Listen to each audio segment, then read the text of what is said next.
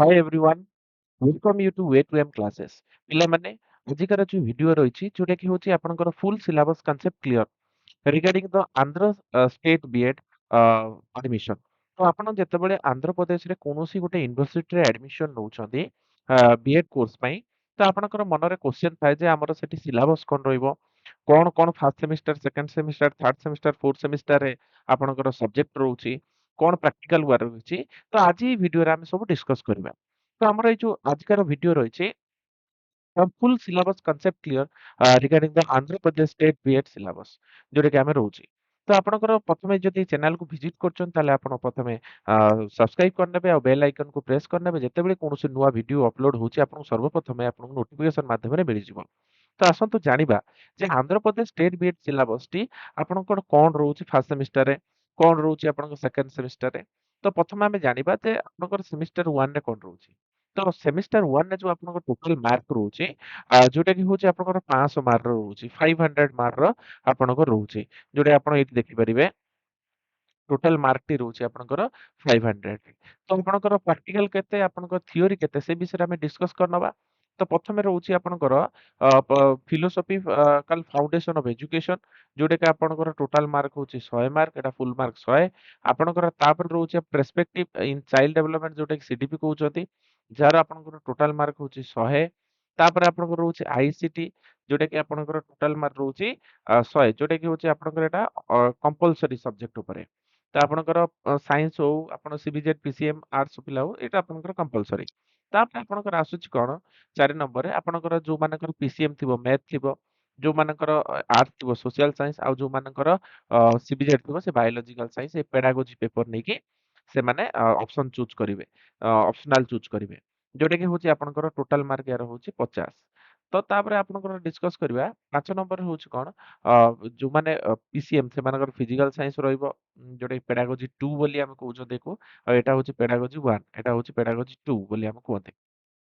ତାପରେ ରହୁଛି ଆପଣର ଇଂଲିଶ ରହୁଛି, କିମ୍ବା ଯୋଉ କୌଣସି ସିବିଜେଡ୍ ପିଲା ଇଂଲିଶ ଆଉ ଆର୍ଟ୍ସ ପିଲା ଇଂଲିଶ ରଖିପାରିବେ, ନହେଲେ ସିବିଜେଡ୍ ପିଲା ତାଙ୍କର ଫିଜିକାଲ ସାଇନ୍ସ ବି ରଖିପାରିବେ। ତ ଏଟା ରହୁଛି, କିନ୍ତୁ ଆର୍ଟ୍ସ ପିଲାଙ୍କର କମ୍ପଲସରି ଇଂଲିଶ ଆଉ ଫିଜିକାଲ ସାଇନ୍ସରେ କମ୍ପଲସରି ଫିଜିକାଲ ସାଇନ୍ସ ବି ରହୁଛି। ତ ଏଟା ରହୁଛି ଆପଣଙ୍କର ଦେଖିପାରିବେ, ଏଟାର ଟୋଟାଲ ମାର୍କ ରହୁଛି ଆପଣଙ୍କର 50 ମାର୍କ। ଆଉ ଆପଣଙ୍କର ଯୋଉ ଆପଣ ଦେଖିପାରିବେ ପ୍ରାକ୍ଟିକମ୍ ବା ଆକ୍ଟିଭିଟି ପ୍ରୋଜେକ୍ଟ ରେକର୍ଡ ରହୁଛି, ଏଟା ବି ଆପଣଙ୍କର ଫୁଲ ମାର୍କ ହଉଛି 100। ତ ଏଇ ରହୁଛି ଆପଣଙ୍କର ଫାର୍ଷ୍ଟ ସେମିଷ୍ଟାର ସିଲାବସ ଷ୍ଟ୍ରକ୍ଚର, ଆମେ ସ୍କିମ୍ ଅଫ ଷ୍ଟ୍ରକ୍ଚର କହୁଛନ୍ତି ଫାର୍ଷ୍ଟ ସେମିଷ୍ଟାର। ତ ଆପଣ ଜାଣିଥିବେ ଯେ ଆପଣଙ୍କର ହଉଛି ସେମିଷ୍ଟାର ହଉଛି 80 ମାର୍କ, 100 ମାର୍କରେ ସେମିଷ୍ଟାର ହଉଛି 80 ମାର୍କ, ଆଉ ଇଣ୍ଟରନାଲ ହଉଛି 20 ମାର୍କ। ତ ଯୋଉଗୁଡା 100 ମାର୍କ ପେପର ଅଛି ସେଗୁଡାକ।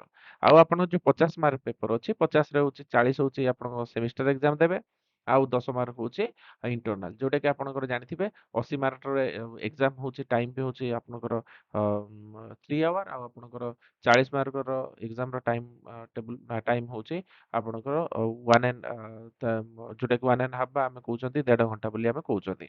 ତ ଆପଣଙ୍କର ଗୋଟେ ଭିଡିଓରେ ବି ମୁଁ ଡିସ୍କସ କରିଛି କେମିତି ଆପଣ ଏକ୍ସାମ କରିବେ, ସେ ଭିଡିଓକୁ ଆପଣ ପ୍ଲେ ଲିଷ୍ଟରେ ଯାଇକି ଦେଖିପାରିବେ। ନ୍ୟୁଜ ଅପଡେଟ୍ସରେ ଅଛି, ତ ଆପଣ ସେଠି ଯାଇ ଦେଖିପାରିବେ।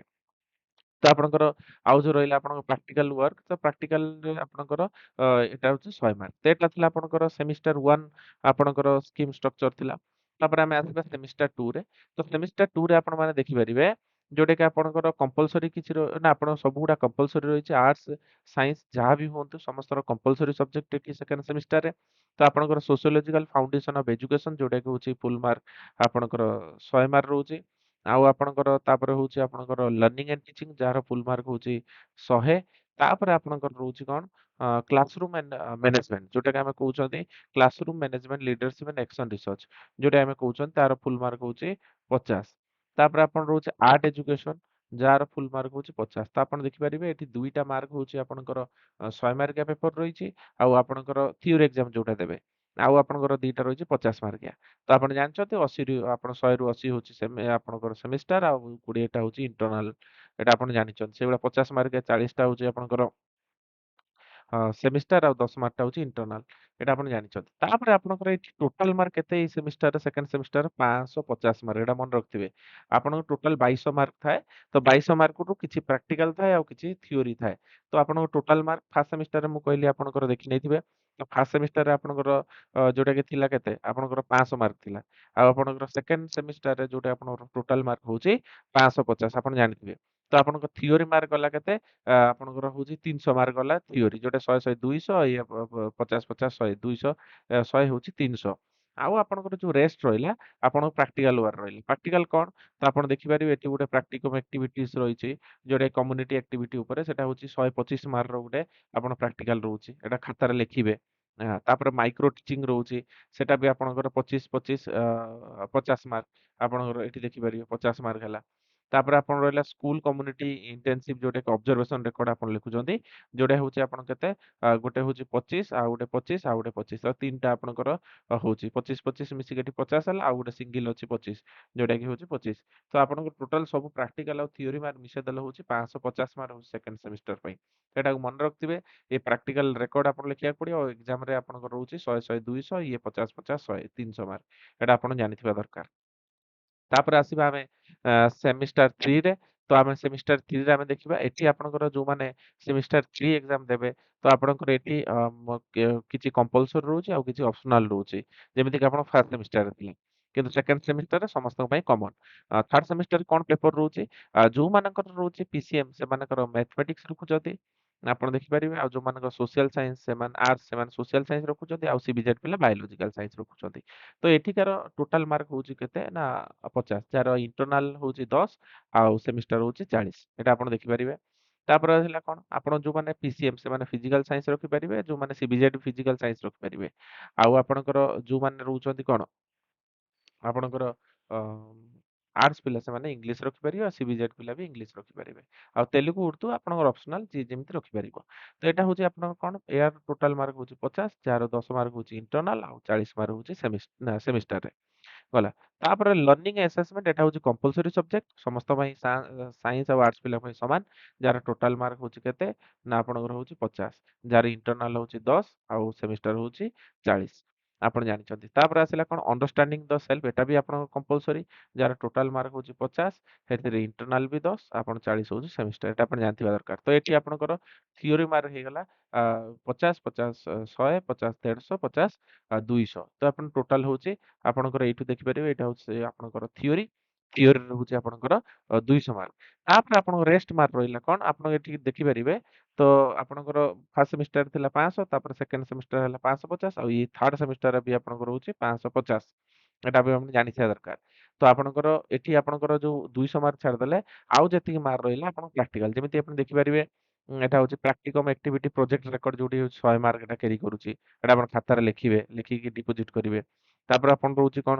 ସ୍କୁଲ ଇଣ୍ଟର୍ନସିପ ରହୁଛି ଆପଣଙ୍କର ଯୋଉଟା କି 100, 100, 200 ଆପଣଙ୍କର ଯୋଉ ପେଡାଗୋଜି ପେପର ଅଛି ଗୋଟେ ପେଡାଗୋଜି ପେପର 1 ର 100 ମାର୍କ ଆଉ 2 ର 100 ମାର୍କ ଯୋଉଟା ଆପଣ ଲେଖିବେ ଇଣ୍ଟର୍ନସିପ ଯେତେବେଳେ ଇଣ୍ଟର୍ନସିପ ମାନେ କଣ? ଯେତେବେଳେ ଆପଣଙ୍କର ଟିଚରସିପ ର 14 ଦିନିଆ ସବୁ ସ୍କୁଲରେ ଟିଚିଂ ପଡେ ଆଉ ଆପଣ ସେଠି ପଢିବାକୁ ଯାଆନ୍ତି 14 ଦିନ ତାର ଗୋଟେ ଇଣ୍ଟର୍ନସିପ ଆପଣ ଲେସନ ପ୍ଲାନ ବନେଇବେ। ସେଇଟା କୁହାଯାଉଛି କଣ? School internship. ବାକି ଆପଣ ଆନ୍ଧ୍ରପ୍ରଦେଶ କରୁଛନ୍ତି ଆପଣ ଲେଖିକି ଡିପୋଜିଟ କରିଦେଲେ ହେଇଯାଉଛି ସେଠି ଯିବାକୁ ପଡୁନି। ଏଟା ଆପଣଙ୍କର 100, 100, 200 ଯୋଉଟା କି ଆପଣ ଦେଖିପାରିବେ। ଯୋଉଟା ଟୋଟାଲ ମାର୍କ କ୍ୟାରି କଲା ଆପଣଙ୍କର 200 ଟା। ତାପରେ ଆସିଲା ଅବଜରଭେସନ ଯୋଉଟା କି ଅବଜରଭେସନ 5 ଲେସନ ଅବଜରଭେସନ ଲେଖିବେ ଆପଣଙ୍କର। ଅବଜରଭେସନ ହଉଛି 25, 25 ହଉଛି ଆପଣ 50। ତ ଏଠି ସବୁ ଥିଓରି ଆଉ ପ୍ରାକ୍ଟିକାଲ ମିଶେଇ ଦେଲେ ଆପଣ 550 ହଉଛି ଥାର୍ଡ ସେମିଷ୍ଟାର ପାଇଁ ମୁଁ କହିଲି। ତାପରେ ଆମର ଲାଷ୍ଟ ଯୋଉ ଆପଣଙ୍କର ସେମିଷ୍ଟାର 4 ରହୁଛି ଆପଣ ଦେଖିପାରିବେ। ତ ଆପଣଙ୍କର ଏଠି ବି ଆପଣଙ୍କର 4 ସେମିଷ୍ଟାରରେ ସବୁ ପେପର ଗୁଡାକ ହଉଛି ଥିଓରି ପେପର ଗୁଡା କମ୍ପଲସରି। କୌଣସି ଆର୍ଟ୍ସ ଆଉ ସାଇନ୍ସ ର ଅଲଗା ଅଲଗା ନାହିଁ। ଆପଣଙ୍କ ଖାଲି ଅଲଗା ପାଇବେ ସାଇନ୍ସ ଆର୍ଟ୍ସ ବେସରେ ଷ୍ଟ୍ରିମ୍ ବେସରେ ଆପଣଙ୍କର ସବଜେକ୍ଟ ଅଲଗା ପାଇବେ ଫାର୍ଷ୍ଟ ସେମିଷ୍ଟାର ଆଉ ଥାର୍ଡ ସେମିଷ୍ଟାରରେ। କିନ୍ତୁ ସେକେଣ୍ଡ ସେମିଷ୍ଟାର ଆଉ ଆପଣଙ୍କର ଫୋର୍ଥ ସେମିଷ୍ଟାରରେ all the theory exam subject ଗୁଡା ସବୁ କମ୍ପଲସରି ଆପଣ ଜାଣିଥିବା ଦରକାର। ତ ଫାର୍ଷ୍ଟ ହଉଛି କଣ? କଣ୍ଟେମ୍ପରାରୀ ଇଣ୍ଡିଆନ ଏଜୁକେସନ ଯୋଉଟା କି ଆପଣଙ୍କର ଟୋଟାଲ ମାର୍କ କ୍ୟାରି କରୁଛି 50 ଯାହାର 10 ହଉଛି ଇଣ୍ଟରନାଲ ଆଉ 40 ହଉଛି ଆପଣଙ୍କର ସେମିଷ୍ଟାର।